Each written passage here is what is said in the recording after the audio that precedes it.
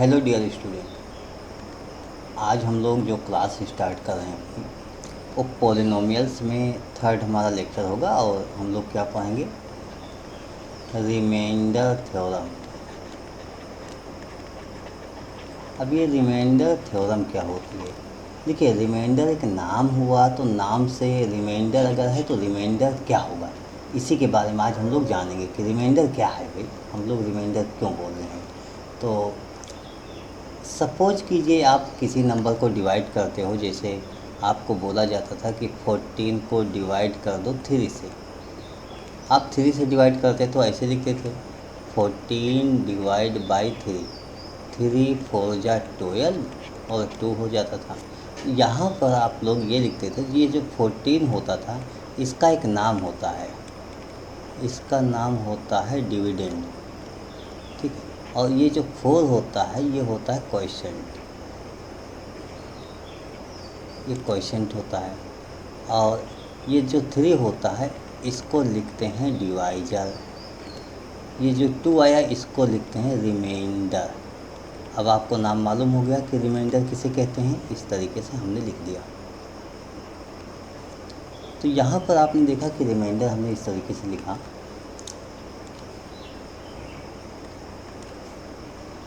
अब इसी बेस को लेकर हम कुछ बातें आपको बताएंगे। देखिए, यहाँ पर 14 आया हुआ है, यहाँ 14 है। यही तो क्वेश्चन है कि 14 को 3 से डिवाइड कर दो।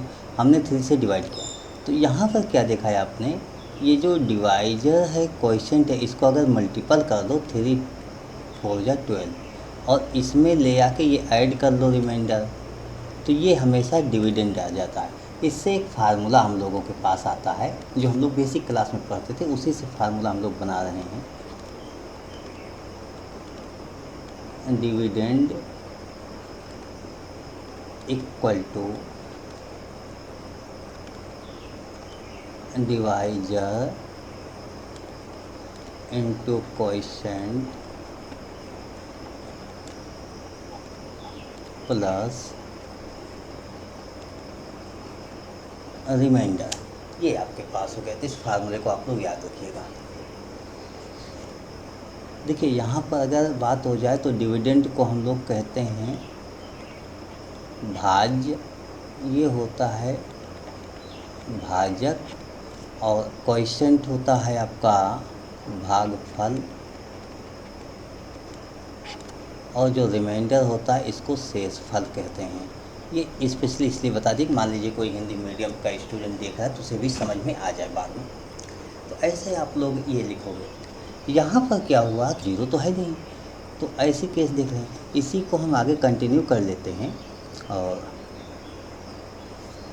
मान लीजिए मैं अब दूसरा एक डिवाइड कर रहा हूँ, 12 को डिवाइड कर दे रहा हूँ 4 से, मीन 12 डिवाइड बाई 4। तो 12 को 4 से डिवाइड करेंगे, 4 3 जा 12। यहाँ रिमाइंडर क्या हो गया, 0 हो गया। रिमाइंडर आपका 0 हो गया। तो जब इस तरीके से रिमाइंडर 0 हो गया तो आप तो यही कहोगे ना, 12 equal to 3 into 4 plus 0। Mean ये तो 0 हो गया, कोई मतलब नहीं रहा। 12 इक्वल टू 3 इंटू 4, 3 4 या 12, तो 12 के फैक्टर हुए ना 3 4। तो अब आप कहोगे 3 एंड 4 आर फैक्टर ऑफ 12। कब कहोगे,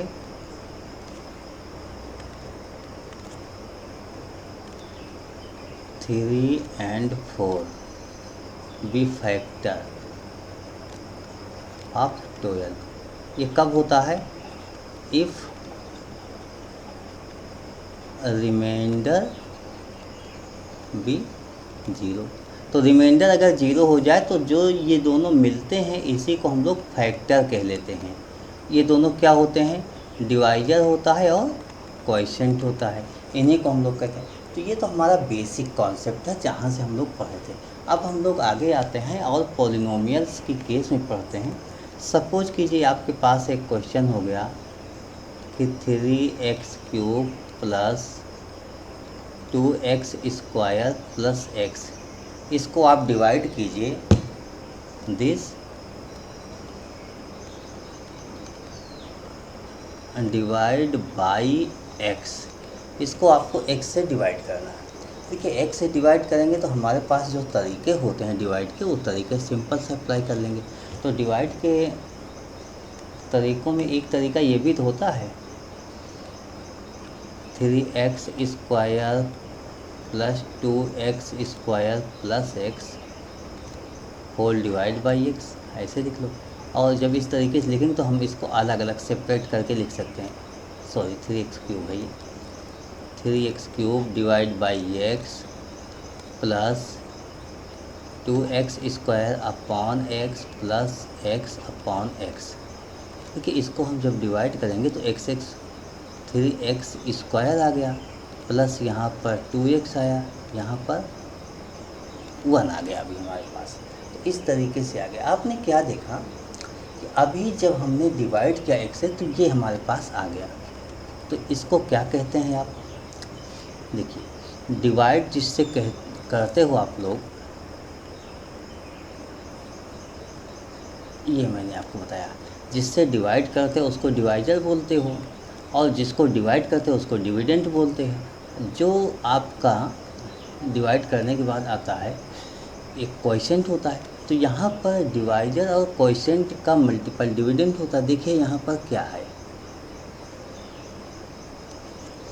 इसको हमने डिवाइड किया, जिसको डिवाइड किया मीन ये डिविडेंड हो गया। ये स्टेप डिविडेंड हो गया इस क्वेश्चन के लिए।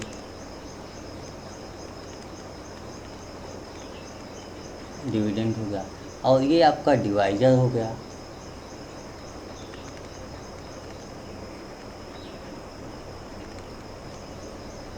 डिवाइजर क्या हुआ? x हो गया। और ये जो आया आपका ये क्वोशिएंट हो गया।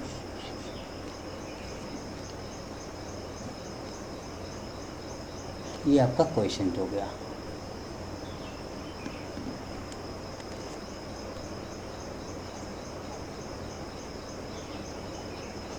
ये क्वोशिएंट हो गया। इसका मतलब क्वोशिएंट और डिवाइजर का मल्टीपल डिविडेंड होता है। तो हम यहाँ पर ऐसे लिख सकते हैं ना, 3x cube plus 2x square plus x equal to 3x square plus 2x plus 1। इसका मल्टीपल आपका x हो जाएगा। यहीं से आप लिखोगे हैंस वी गेट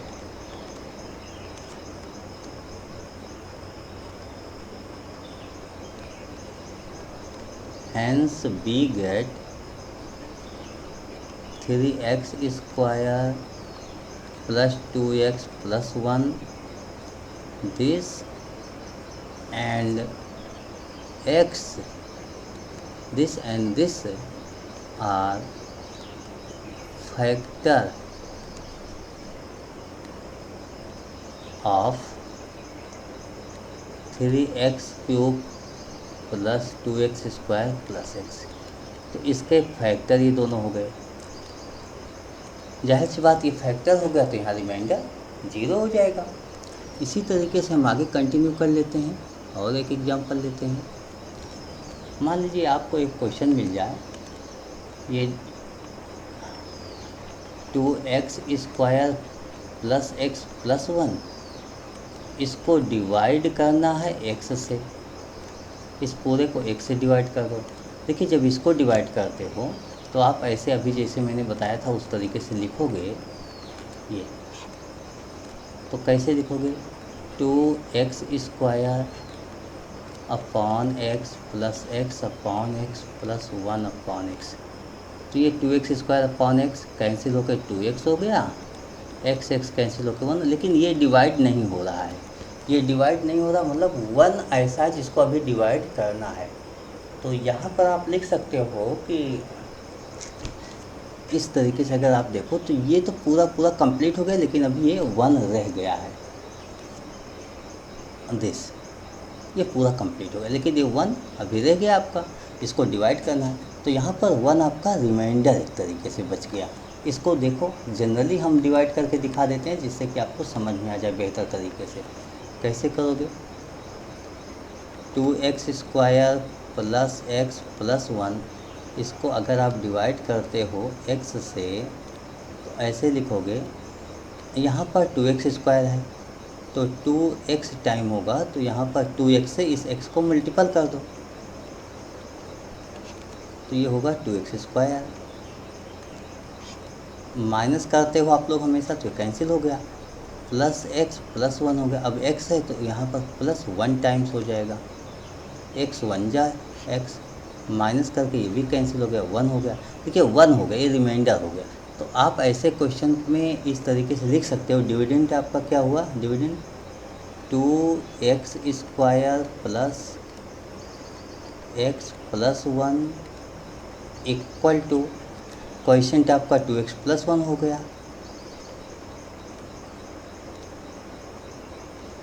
और आपका डिवाइजर x हो गया, प्लस रिमाइंडर 1 हो गया। इस तरीके से लिख सकते हो। तो रिमाइंडर यहाँ पर 1 हो रहा है। अगर रिमाइंडर 0 हो जाता है तो वो फैक्टर हो जाता है, रिमाइंडर 0 नहीं हुआ तो फैक्टर नहीं हुआ। इतना आपको याद रखना होगा। इसके आगे हम लोग कंटिन्यू करते हैं। फिर जनरली देखिए, हम लोग इस तरीके से नोट कर लिया, तो अब हम लोग क्या लिखेंगे कि हम लोग अगर हमारे पास दो पॉलिनोमियल फंक्शंस गिवन हों, हमारे पास दो पॉलिनोमियल फंक्शंस गिवन हो px, एक px हो जाए, दूसरा मेरे पास gx हो जाए, दो पॉलिनोमियल फंक्शन गिवन हो और px ग्रेटर दैन gx हो जाए। अगर px ग्रेटर दैन gx हो गया तो हम इस px को gx से डिवाइड कर देते हैं। मीन ऐसे ही तो करोगे, px को gx से डिवाइड कर सकते हो। ग्रेटर होगा तभी डिवाइड कर सकते हो, नहीं तो नहीं कर सकते हो। तो यहाँ पर जाहिर सी बात क्वेश्चन आएगा, क्वेश्चन को हम qx लिख लेंगे और यहाँ पर जो भी आएगा, लेकिन बाद में रिमाइंडर आता है तो रिमाइंडर को टर्म ऑफ x के rx लिख लेते हैं। ऐसे आप नोट करोगे। तो इसको हम ये लिखेंगे कि px equal to gx into qx plus rx। यही आपको बताया गया, इस तरीके से मैंने आपको बताया था। मुझे यहाँ पर ये भी समझना होगा कि rx 0 हो जाए। If rx equal to 0, x का मतलब x के टर्म में सब आ रहे हैं, तो px equal to gx into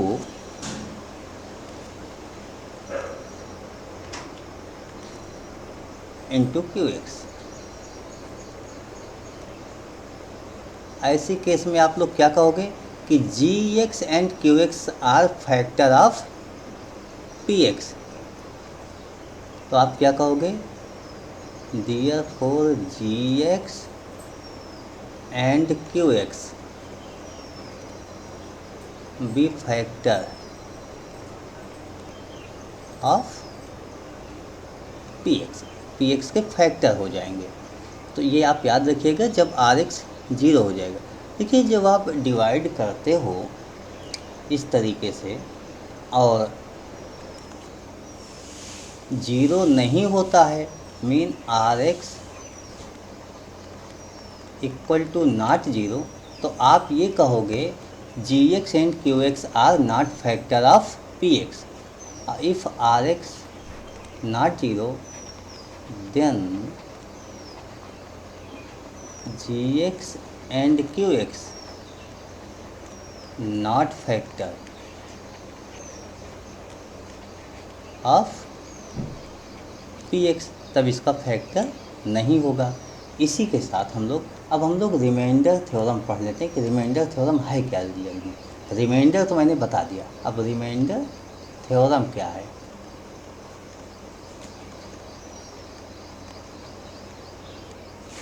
remainder theorem, इसके बारे में हम लोग पढ़ेंगे।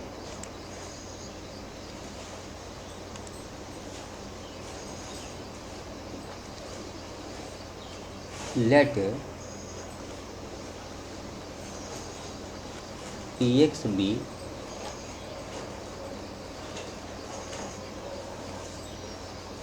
Any polynomial degree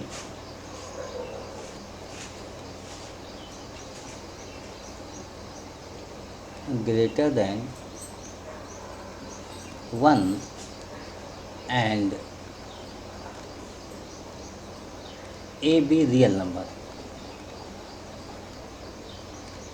number and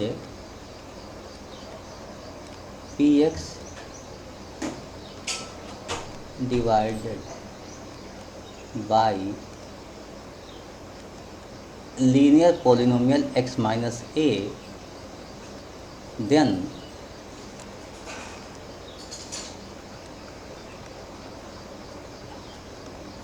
reminder भी पी ए। मीन कोई भी पी एक्स पोलिनोमियल आपके पास होगा, कोई भी पी एक्स पोलिनोमियल गिवन है, ठीक है, उसकी डिग्री 1 से ज़्यादा है, और कोई एक दूसरा पोलिनोमियल है x माइनस है, ये लीनियर पोलिनोमियल हुआ, इससे अगर हम डिवाइड करते हैं तो यार ए क्या होता है, रियल नंबर होता है, ए रियल नंबर होता है, तो हमेशा रिमाइंडर हमें पी ए मिलेगा। इस बात को आपको समझना होगा। आइए हम इसको थोड़ा डिटेल में बताते हैं। देखिए ऐसी कंडीशन में आप क्या लिखोगे, पी एक्स इक्वल टू क्या हो जाएगा, सिंपल सा हम यही लिखेंगे, पी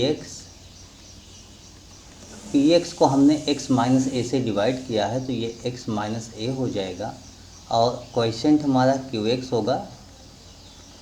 देखिए जी X Q X plus R X, इस तरीके से मैंने बताया था, तो ये हम लिख सकते हैं। लेकिन आप बताइए, मैंने अभी बताया था, कुछ एग्जांपल्स भी लिए थे कि x माइनस ए से जब आप डिवाइड करते हो, ये x माइनस ए से जो आपका डिवाइजर होता है, इससे जो रिमाइंडर होता है इसकी पावर कम होती है, तो इसका मतलब ये लीनियर है, 1 पावर है, तो आर एक्स की पावर क्या हो जाएगी, आर एक्स जो होगा वो 0 पावर का होगा। एक्स माइनस ए, ये जो डिवाइजर है आपका ये लीनियर है, देयरफॉर आर एक्स, इसकी डिग्री क्या होगी, डिग्री ऑफ आर एक्स भी 0, मीन ये कांस्टेंट होगा, ये कांस्टेंट हो गया, तो आर एक्स भी कांस्टेंट पोलिनोमियल से, अच्छा कांस्टेंट है तो मैं आर कह देता हूँ, इसका मतलब हो गया P X equal to X minus A and Q X plus R, इस तरीके से हम लिख सकते हैं। तो ऐसे हम लिखेंगे, और इसमें सपोज डैट आप क्या करो, x की वैल्यू a पुट कर लो, तो ये होगा a minus A Q X plus R हो जाएगा। देखिए ये तो 0 हो गया, तो पी ए की वैल्यू क्या हो जाएगी, ये स्टेप तो भाई 0 हो गया ना, ये स्टेप a माइनस से 0 हो गया, तो ये 0 हो गया तो पूरा 0 हो गया, केवल आर ही तो बचेगा, तो this equal to R, P A equal to R, यही आपका होता है रिमाइंडर थ्योरम। इसको हम एक एग्जांपल से और अच्छी तरीके से समझने का प्रयास कर लेते हैं। चलिए हम लोग समझते हैं इसको एक एग्जांपल के द्वारा। सपोज कीजिए आपके पास लिखा हुआ है x cube plus 2x square plus 5x minus 2, ठीक है, इस तरीके से लिखा हुआ है, और आपके पास क्वेश्चन ये होगा, इसको हम ऐसे क्वेश्चन के फॉर्म में अगर लिखेंगे, फाइंड